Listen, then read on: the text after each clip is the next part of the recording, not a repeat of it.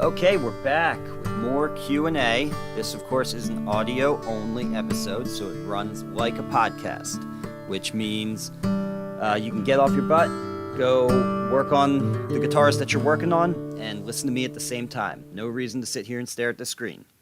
So the questions that we'll be covering today, the topics today are buffing with Tru Oil, the dreaded 14th fret hump we'll talk about, how to avoid that, and what's the easiest wood to learn side bending with. All right, so let's just get right into it. And this question is from Greg from the members forum. It's a question about Tru Oil. Greg has taken the Building an OM Acoustic course, which also comes with the Tru Oil course. And so this is all within the context of that Tru Oil course.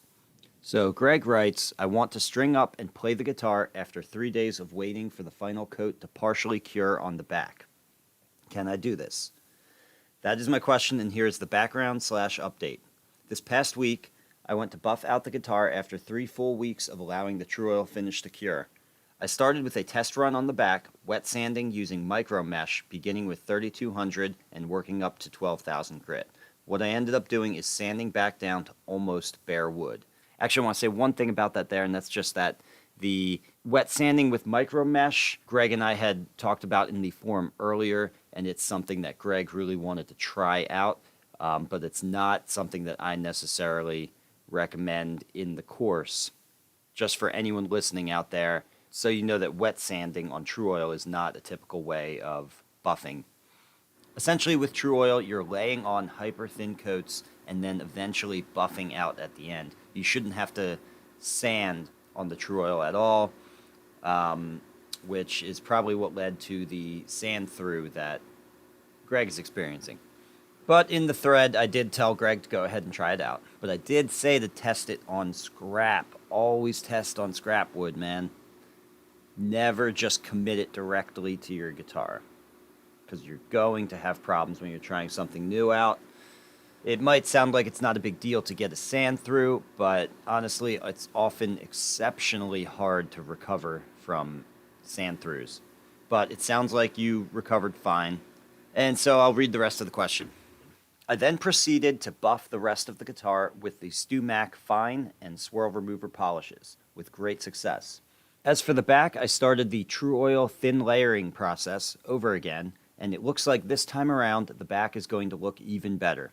So here at coat number 21, I'd like to think that I could string it up here in about 3 days, be playing it, and then do the final buffing of the back with the compounds this time around 3 weeks from now. Is this an option, or should I just wait the full 3 weeks again, buff it out, and then string it back up? So what Greg's referring to here is the fact that really with any finish, there's always a recommended amount of time that you should wait after you've applied the final coat before you buff it out. And he's wondering, in the meantime, especially since the rest of the guitar has already waited at least 2 weeks to cure, in his case 3 weeks, then is he good to go to play it after just a couple of days of cure time for that finish repair work that he did in the back? And my answer is honestly to just wait it out. There's no reason to jump the gun and start playing it right now. I know it's tempting. I know you've put a lot of work into this, and it probably feels almost just brutal having to wait to get to finally hear how this thing sounds. But a freshly applied finish is soft, and it's soft for a long time, for at least a week, sometimes 2 weeks. That's why it's best to wait at least 2 weeks. You mentioned waiting 3 weeks before. That's great. That's more than recommended. That's fine.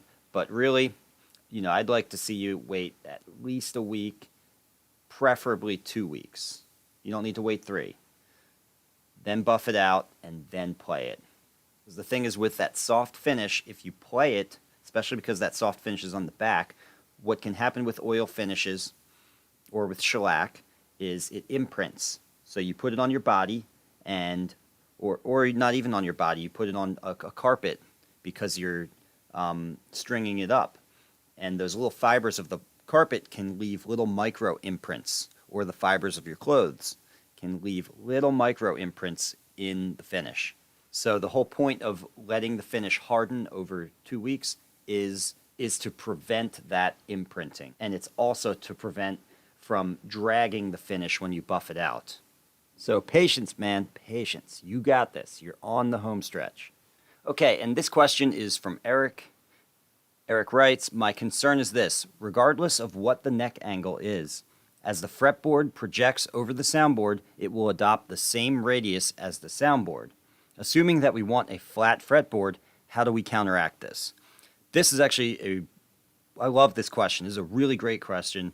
I get this a lot. This is a common problem that people have. I think it's because a lot of the instruction out there for guitar making, especially for beginners, always describes radiusing and dimensioning the fretboard to its final thickness and then gluing it down to the neck and the body. And this is really just not the best way of doing it. I think this instruction comes largely from kit building. So if you're building from a kit, of course, you start out with a pre-radiused, sometimes even already fretted fingerboard.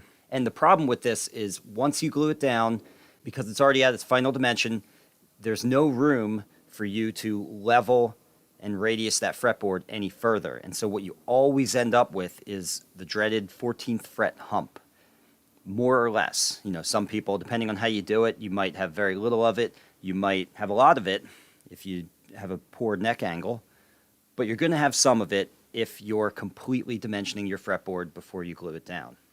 I glue my fretboards down flat, completely flat, and radius in place using a radius beam. This way, the board itself, which is the foundation for all of your fretwork later, the board itself is perfectly flat from nut to fretboard tongue. And then, of course, you can add a tiny bit of fall away onto the fretboard tongue, but that's a separate issue. I don't want to get off track here. The point is you have a good foundation on which to do your fretwork, whereas the solution that kit building instructions would give you would be to level all your frets after the build in order to kind of deal with the extreme amount of fall away that you get on that tongue from gluing it down, from it, conforming to the radius, as Eric pointed out here. And leveling the frets in this way is not ideal compared to leveling the board. Honestly, if you do the build right, you shouldn't even need any kind of fret level at the end. I rarely do one on a finished guitar. Now, it is definitely a little bit more technically difficult to do all your fretwork to do the radius and all the fretwork on the board after it's glued down. So I understand why people would want to completely dimension and even fret the board before they glue it down. So for those people and for those working with kits, I'm going to give you some suggestions to mitigate this problem. One thing you can do is when you radius the kerfing before you glue down the top, you can actually flatten out the radius in the upper bout so that when you glue down the top, it will adopt that radius all around the lower bout section. It'll have a nice smooth radius. But because you flattened it at the upper bout end, it's going to flatten out as it approaches the fretboard.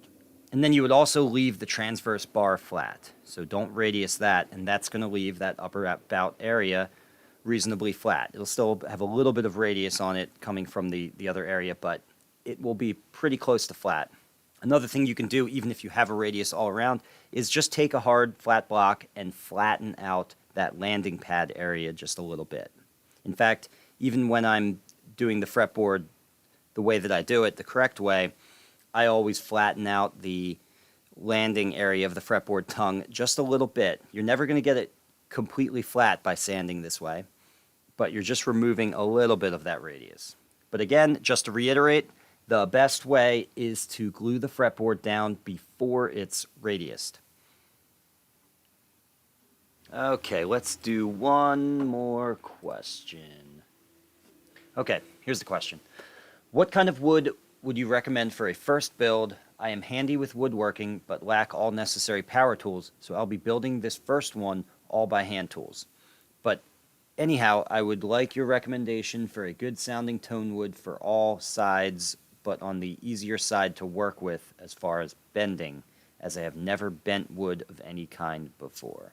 Okay, so he's asking for my recommendation of the best wood to get started in side bending with, which is a great question to ask because you don't want to just get sidetracked or drawn in by the really pretty looking woods out there, because side bending, when you first get into it, you're almost guaranteed to break a side. So you really do want to start with essentially practice wood, wood that bends well. I like to recommend cherry and rosewood. Both cherry and rosewood bend extremely easily. That's part of the reason why rosewood is so popular in factory production. And more than anything, the woods to avoid are figured woods. Anything with a figure, whether it's flamed mahogany or flamed maple. That figure that you see is essentially alternating end grain and longitudinal grain. That's what creates that sort of shimmering look of highly figured wood. Of course, that sort of arrangement does not make for easy bending. And it's a lot easier to snap a piece when the grain is alternating between those types. What you want is the plainest looking wood that you can find with the straightest grain, with the least amount of run out. I know for side slats, it's a very long section of wood for the grain to be running perfectly straight. So there's always going to be a little bit of run out on one end or the other, but you just want to find the least amount of run out that you can. So it's never a bad idea to pick this up from a local supplier if you can, so you can actually kind of pick through the stacks. Although if you can't do that, a lot of the Lutherie suppliers are really good at doing that for you. Some other woods to avoid, I would say walnut and mahogany. They're not super difficult, but they're sort of in the middle range of difficulty. And I'm going to also say, see if you can get an extra set, a practice set, so that you can just practice making some initial bends on, because you're probably going to run into problems. You're probably going to either have compression marks or you're going to snap a side or something like that. It happens to everyone at some point, and usually that point is the first time you do it because you have no experience with it. So just ask your supplier. They might have like an orphaned cherry piece or something like that. Orphaned meaning that they somehow lost the other book matching piece to it, or the other book matching piece just had a really nasty knot in it or something like that, so it wasn't acceptable. So now they have this orphaned piece that they can't get rid of, so they'll just sell it for real cheap.